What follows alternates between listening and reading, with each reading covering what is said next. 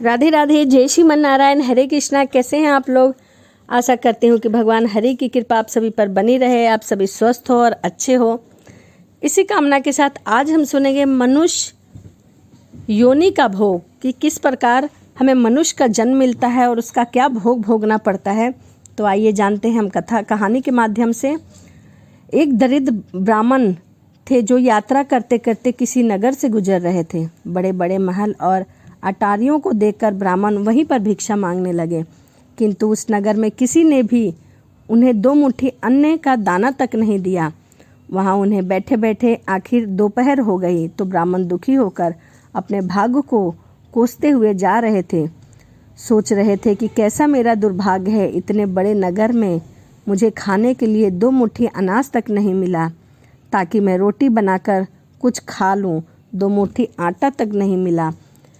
इतने में एक सिद्ध संत की निगाह उस ब्राह्मण पर पड़ी जो स्वयं में ही बड़बड़ा रहा था। ब्राह्मण की बड़बड़ाहट सुन ली और वह बहुत पहुँचे हुए संत थे। उन्होंने कहा, हे दरिद्र ब्राह्मण, तुम मनुष्य से भिक्षा मांगो, पशु से क्यों भिक्षा मांग रहे हो? अरे यह क्या जाने कि भिक्षा क्या होती है।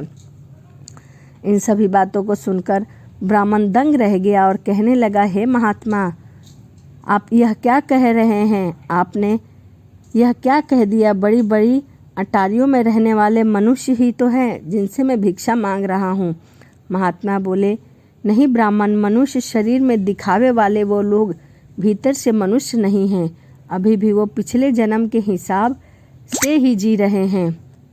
कोई शेर की योनि से आया है तो कोई कुत्ते की योनि से आया है, कोई हिरण की योनि से आया है तो कोई गाय और भैंस की योनि से आया है।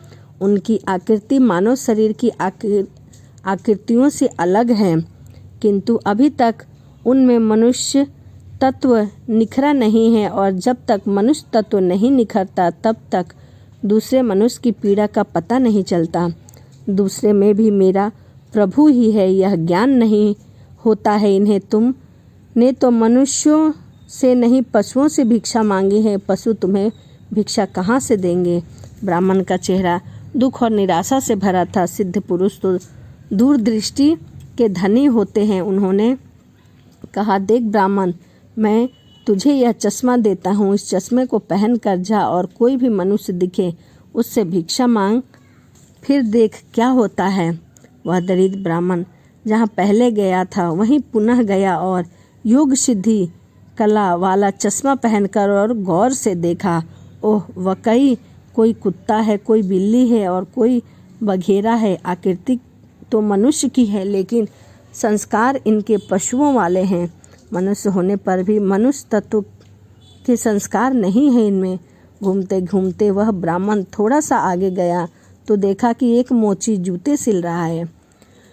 ब्राह्मण ने उसे गौर से देखा तो उसमें मनुष्यता का निखार पाया। ब्राह्मण ने उसके पास जाकर कहा, भाई, तेरा धंधा तो बहुत हल्का है और मैं हूँ ब्राह्मण, रीति रिवाज एवं कर्म कांड को बड़ी नियमों से पालन करता हूँ। मुझे बड़ी भूख लगी है, इसलिए मैं तुझसे मांगता हूँ, क्योंकि मुझे तुझमें मनुष्यता दिखाई दे रही है। उस मोची की आंखों से आंसू टप टप बरसने लगे। वह बोला, हे प्रभु, आप भूखे हैं? हे मेरे भगवान, आप भूखे हैं? इतनी देर आप कहाँ थे?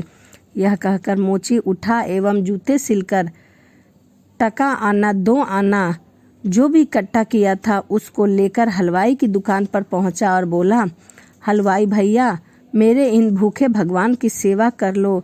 यह चिल्लर यहाँ रखता हूँ, जो कुछ भी सब्जी, पराठे, पूरी आदि दे सकते हो वह इन्हें दे दो, मैं अभी जा रहा हूँ। यह कहकर मोची भागा और घर जाकर अपने हाथ से बनाई हुई एक जोड़ी जूती ले आया एवं चौराहे पर उसे बेचने के लिए वह वहीं खड़ा हो गया। उस राज्य का राजा जूतियों का बड़ा शौकीन था।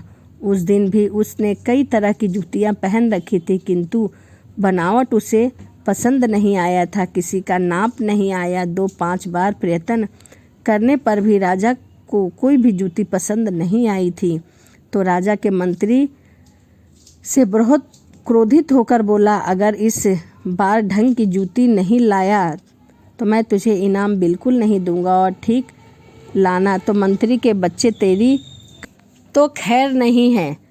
देव योग से मंत्री की नज़र उस मोची के रूप में खड़े असली मानव पर पड़ गई, जिसमें मानवता लिखी हुई थी, जिसकी आंखों से कुछ प्रेम के भाव थे, चित्त में दया करुणा थी। ब्राह्मण के संग का थोड़ा सा रंग लगा हुआ था। मंत्री ने मोची से जूती ले ली एवं राजा के पास ले गया। राजा को वह जूती बहुत ही पसंद आई और उनके पैरों में फिट भी हो गई, मानो वह जूती राजा के ही नाप की बनी थी।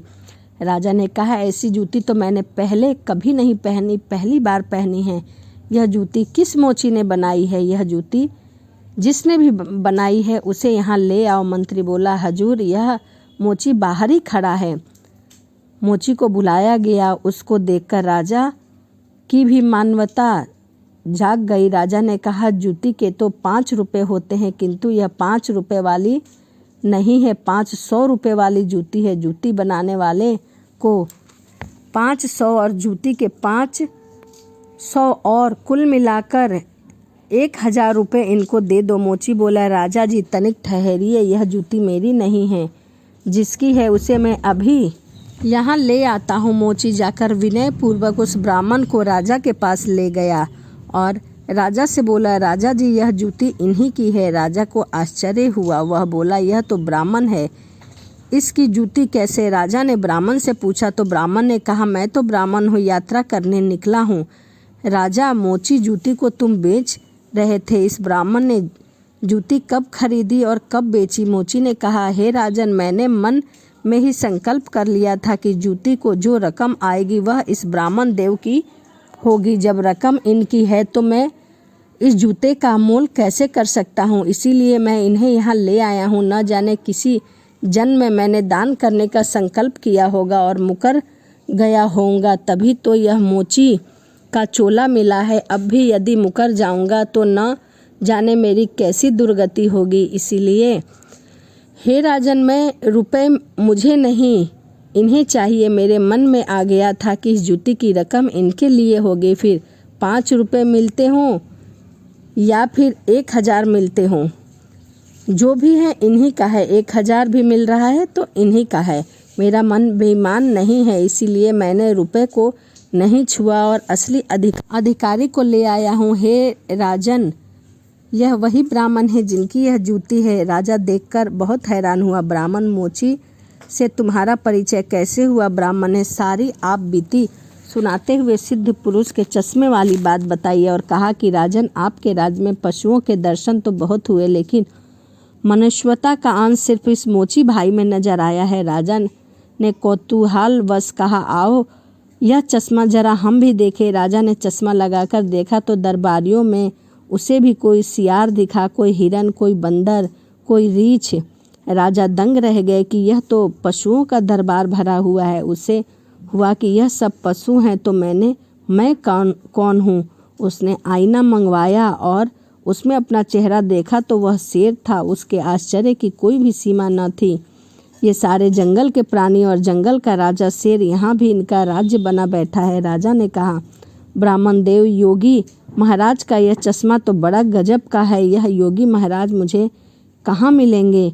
ब्राह्मण, वे तो कहीं चले गए हैं। ऐसे महापुरुष एक जगह थोड़ी रहते हैं, कभी कभी ही आते हैं और बड़ी कठिनाइयों से मिलते हैं। श्रद्धावान ही ऐसे महापुरुष से लाभ उठा पाते हैं। बाकी तो जो मनुष्य के चोले में पशुओं के समान है, वह महापुरुष के निकट रहकर भी अपनी पशुवता नहीं छोड़ पाते।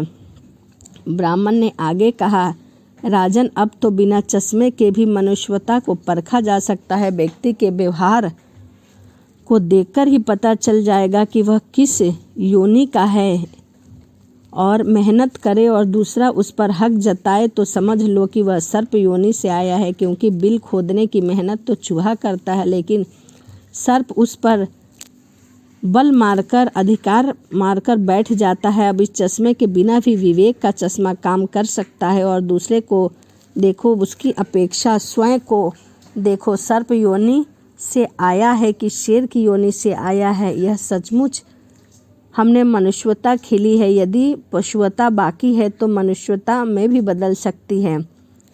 तो यह मनुष्य के कर्मों का भोग है जो किस प्रकार हमें भोगना पड़ता है। तो चलिए इसी के साथ वीडियो को समाप्त करते हैं और मिलते हैं अगली वीडियो में। राधे राधे, जय श्रीमन नारायण, हरे कृष्णा।